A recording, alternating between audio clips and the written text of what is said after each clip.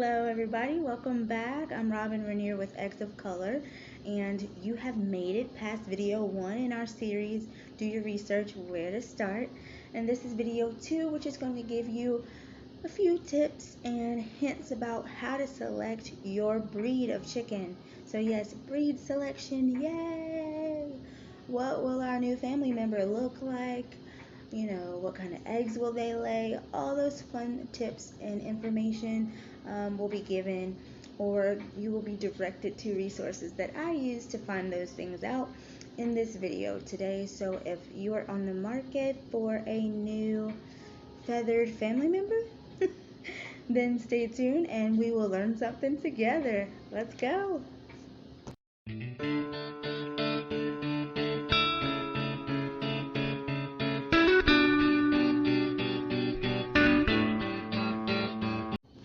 You're still here. Great. Well, that means that you are ready to learn all about how to select your breed of feathered family members. And it's really not that difficult once you have done it a few times, to be fair. And so what I want to give you is a 3-step process to navigate how to filter searches when you are on a website for a hatchery, or you're just out there Googling information. Or also you can use the same 3-step process if you attend something called a chick day at your local hardware or feed and lawn store, which we'll do a video on that later that way. But just for today, we're going to keep it simple with our 3-step process in selecting your breeds, or being able to narrow it down to a breed that will fit your family perfectly. So let's jump into this. Step 1 is going to be climate. And it's kind of something people overlook, because I guess they just assume chickens can live anywhere and it doesn't matter which breed you have, but that's not true. For example, I live in the south, so it is really hot, like today, which is why I'm inside. It's about 5 degrees past death outside, so we were not going to film outside today. But my chickens are fine. They're living, having a great day, because I chose breeds that are extremely heat tolerant. And then on the other side of that, occasionally in the south it does get a little chilly, and we've even had days where we're down to 9 or negative something, but it doesn't last very long. But in those moments I don't have to worry, because I also chose birds who are at least intermediately cold tolerant as well. So again, with a search, you would filter out by heat tolerance or cold tolerance, depending on where you live, obviously. If you live in Wisconsin, please don't get birds that like it when it's 85, 90 degrees half of the year. Like, they will probably be really uncomfortable in the cold. So just know where you live at and use those to filter your search. Okay. Step 2, purpose. So what is the purpose of your new feathered family member? Are you seeking something called dual purpose, which is where your birds are going to produce eggs and also raise chicks, and lay eggs and hatch chicks to become meat birds, and you'll grow those out and harvest those at a later date? If you need to do all of that in the process, then you want to make sure that the birds that you select are great for dual purpose, meaning they grow fast, which will give you less time to have to keep feeding these guys and racking up their grocery bill before you reap the rewards. And also it means that they are going to lay enough eggs to hatch some and put some in the refrigerator. So you want that. And then sort of step 2.1 on this one, if you're doing dual purpose or if you're just doing meat birds, you want to make sure you check something called the broodiness level, which is meaning, are they gonna lay this egg and then walk off that way, go on vacation and be like, that's your problem? Or are they gonna sit there on the eggs, and protect them and nurture them so that they can hatch and become that little cute day-old chick that's going to grow up to be your meat bird or your laying hen later. So you need to check broodiness. Also, if you are going to only do egg production, you need to make sure that you filter your search by best egg layers. Why not? Then you don't have to sift through all those other birds. So, egg layers, search by egg layers. You can get even more specific than that. Do you want blue eggs, which you may not be able to see? Light brown eggs? Do you want these deep, rich, dark eggs that are also very large? You can filter your search down to the egg color, the egg frequency. Some of my birds lay upwards of 300 eggs a year, and some of them are around 150. It varies, but they are all delicious. They all have their own spot within the flock, and if you have the ability to get a variety of birds, it's great to kind of mix it up. And then also, step 3 in this 3 points of interest when you're trying to select your breed is going to be affordability. Now, by affordability, I mean, can you afford to house them?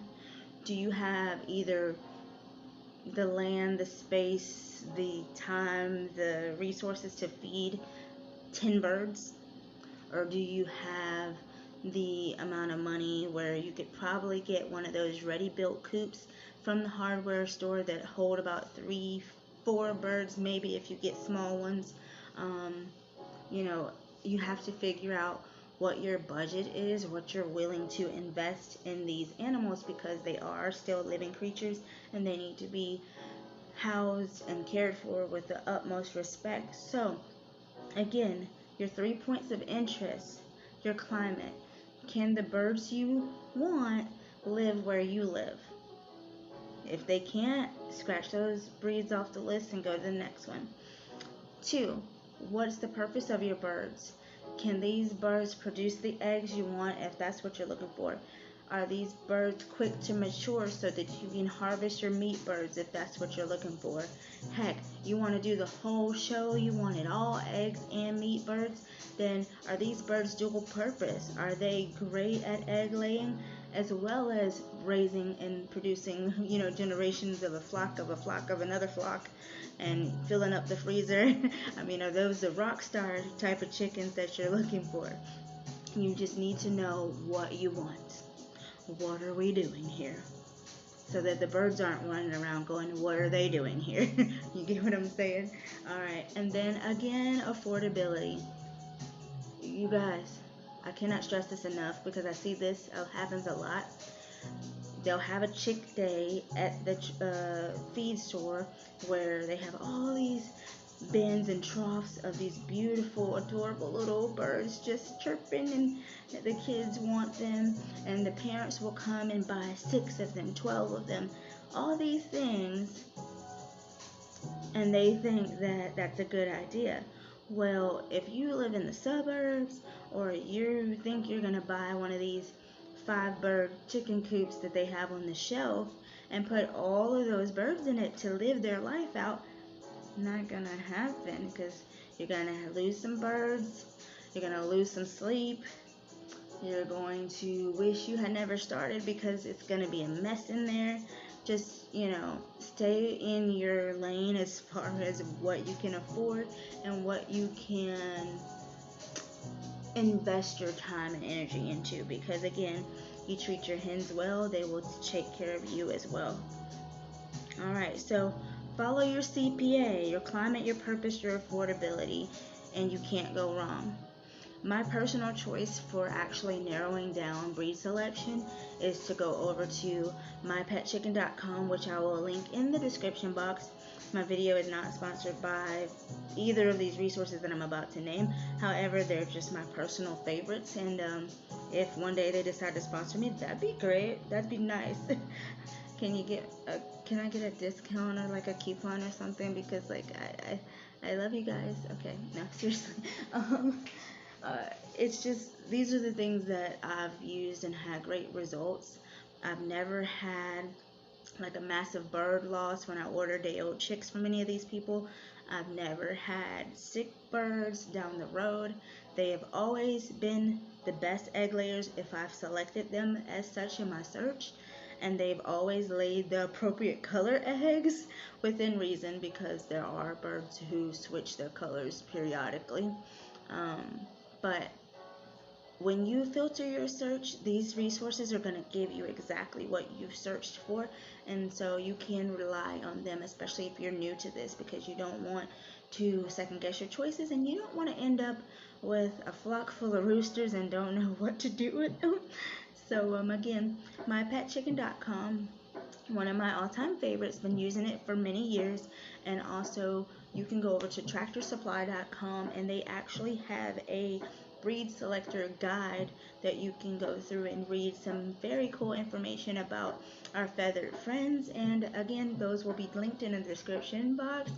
And if you have any tips that you've found along the years when selecting a breed, or any questions related to anything we discussed here today, feel free to drop it in the comments or send me an email at the email listed in the description box, and I would absolutely get back to you as soon as possible. You guys, I hope you have a great day wherever you are in the world and in your life. And again, take care of your hens and they will take care of you. I'm Robin Rainier, and I will see you guys next time. Bye-bye. Like, share and subscribe.